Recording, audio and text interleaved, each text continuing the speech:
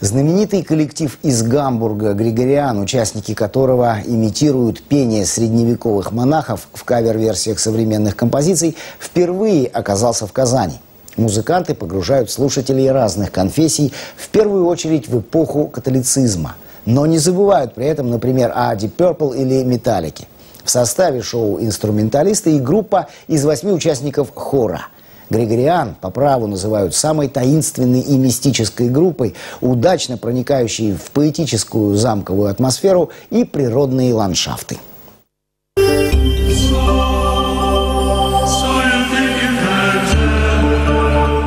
Германия стала не только создательницей мюнхенского стиля, ассоциирующегося к росту диско-музыки середины 70-х, но и мрачной таинственной историей, связанной с исполнением григорианских псалмов. Атмосфера располагает природные ландшафты и волнующие постройки, тихая безмолвность и физиогномические ассоциации, связанные или с персонажами картин Босха, или с героями кинобестселлера «Имя Розы».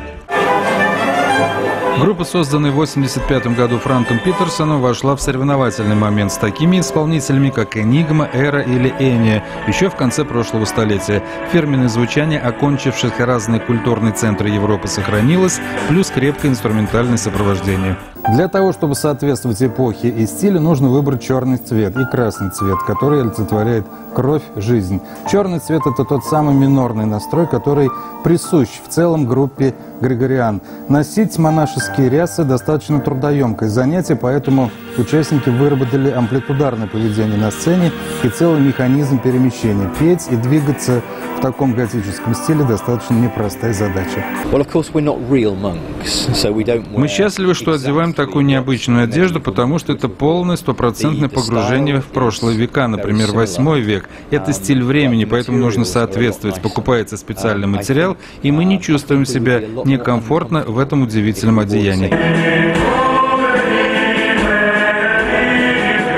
Группа открыла в Казани знаменитой композицией греческого мультиинструменталиста Вангелиса из саундтрека к фильму Ридли Скотта 1492 «Колумб. Завоевание рая». Затем зазвучал Саймон и Гарфункель, Фил Коллинз, Хим и другие творения Европы и Америки.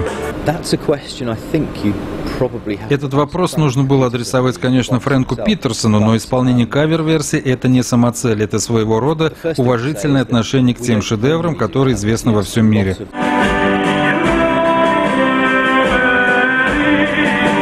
Как и многие коллективы, долгожители рок-поп-музыки Европы, Григориан пережил второе рождение с новым коллективом исполнителей, просвещающих уже новое поколение. Главное не сворачивать с однажды выбранного пути и постоянно погружаться в средние века. А это была эпоха расцвета всех будущих цивилизованных накоплений. Дмитрий Пивоваров, Альфред Камилевский, телеканал «Эфир».